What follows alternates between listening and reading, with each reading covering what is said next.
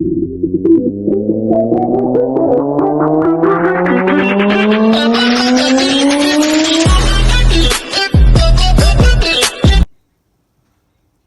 Hello and welcome to the neuroanatomy series. इसमें basically हम cerebellum के ही टॉपिक को कंटिन्यू कर रहे हैं। तो आज का जो बेसिक है वो उसमें पड़े हुए न्यूक्लियाई के मतलब है। उसको हम बेसिकली बेजल न्यूक्लियाई कहते हैं। बेजल न्यूक्लियाई होते ही न्यूक्लियाई हैं जो कि ग्रे मैटर पे कंसिस्ट करते हैं। आपको भी पता है जब भी हम असेंडिंग ट्रैक या डिसेंडिंग ट्रैक पढ़ रहे होते हैं तो एंटीरियर और पोस्टीरियर ग्रे हॉर्न्स जो हैं उनमें पड़े न्यूक्लियस लाइक हमने पढ़ा था कि सब्सटेंस जेलेटिनोजा और अननोन न्यूक्लियाई डिफरेंट एरिया में जो है वो इन्वॉल्व होते हैं। चंद एक जो मेजर है वो देख लेते हैं। कॉर्पस स्ट्राइएट, इसको समझाने के लिए मैंने एक रफ सी डायग्राम जरा बनाई है कि आप तो थोड़ा सा समझिएगा। बुक पे थोड़ा सा डिफिकल्ट है समझ जाना इस चीज़ के थ्रू। पहले हमारा थैलेमस होता है।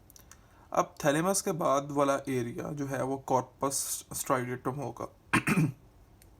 उससे पहले एक बात याद रख लें कि ये यहाँ से लेकर के यहाँ तक जो एरिया है ये है कॉर्पस स्ट्राइएटम का, जो दो में डिवाइड हुआ है, यहाँ से यहाँ तक और यहाँ से यहाँ तक। पहला एरिया यहाँ से यहाँ तक और दूसरा एरिया यहाँ से यहाँ तक। ये कैसे डिवाइड हुआ है? Through internal capsule. Internal capsule की अगर कोई डेफिनेशन पूछे तो बेसिकली ये accumulation of the nerve fibres हैं जो आपस में एक बैंड बनाते हैं और डिवाइड करते हैं, डिवाइड करने में हेल्प करते हैं ये एरिया को। ठीक है जी। और देन हम मोर लैटरल मूव करें तो हमारे पास आता है एक्सटर्नल कैप्सूल जो फ्यूदर डिवाइड करता है और रिस्ट्रिक्ट करता है बाउंड्री ऑफ द लेंटिफॉर्म को। बताता हूँ ये कैसे बनती है। And then at the end आपको पता है सेरिब्रल कॉर्टेक्स का, और जस्ट सेरिब्रल कॉर्टेक्स के इन्फीरियर जो है वो सब कॉर्टिकल एरिया होता है। अब जो है कॉर्पस स्ट्राइएटम मैंने आपको बोला थैलेमस से लेके एक्सटर्नल कैप्सूल तक होता है। इसको डिवाइड किया गया होता है इंटरनल कैप्सूल से जो कि एक एक्यूमुलेशन ऑफ फाइबर्स होती है। सबसे पहला एरिया जो थैलेमस, जिसके मीडियली जो है वो थैलेमस है और लैटरली जो है वो इंटरनल कैप्सूल है, ये होता है लेंटिफॉर्म जो कि है हमारा कॉर्डेट जो कि है हमारा सी शेप। ठीक है जी। सी शेप होता है और इसके मीडियली थैलेमस पड़ा हुआ है, laterally internal capsule. Second one is lentiform, इसके मीडियली इंटरनल कैप्सूल होगा और लेटरली एक्सटर्नल कैप्सूल। समझ में आ गई? Medial lateral boundary.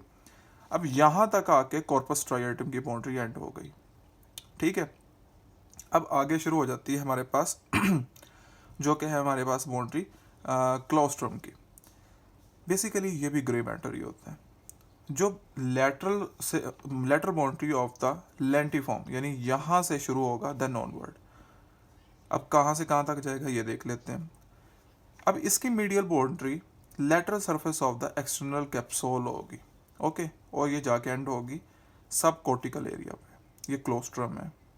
इसका बेसिकली जो फंक्शंस है, एक बात आपको थोड़ा सा बताना चाहता हूँ। जो कॉर्पस स्ट्राइएटम है उसका बेसिकली जो फंक्शन है, जैसे मैंने आपको बताया कि वो ट्रैक्स में हेल्प करता है। तो मस्कुलर मूवमेंट को का जो ट्रैक होता है जो कि बेसिकली आपको पता है कि पोस्टीरियर ग्रे वाइट मैटर से जो गुजरता है और डिफरेंट न्यूक्लियाई लाइक ग्रेसियलस और क्यूनेटस को इन्वॉल्व करता है, उसको इन्वॉल्व करके जाके ऊपर वीपीएल पे एंड होता है। तो ये उसको इसके through as a relay centre के तौर पे यूज़ करते हैं इस न्यूक्लियस को, कॉर्पस स्ट्राइएटम को। ये डायरेक्ट कोई भी पाथवे नीचे से ऊपर नहीं जा सकता। ठीक है। तो ये आपका ये फंक्शन जो है कॉर्पस स्ट्राइएटम का। बाउंड्रीज क्लियर हो गई कि आपने इस तरह से एक डायग्राम सिंपल बना लें कि जो मीडियल से लैटरल आपको पता चलती जाएगी। इंटरनल कैप्सूल, एक्सटर्नल कैप्सूल, पहला एरिया जो मैंने वो chordate nuclei, then lentiform nuclei, दो इंटरनल और एक्सटर्नल के दरमियान, और एक्सटर्नल और सब कॉर्टिकल ये जो वेवर्ट लाइन है इसके दरमियान जो है क्लोस्ट्रम। अब हमारे पास रह गया amygdaloid nucleus. Temporal lobe, temporal lobe जो जा वाली साइड्स पे लोब होता है हमारा, वो हमारा आ जाता है टेम्पोरल लोब।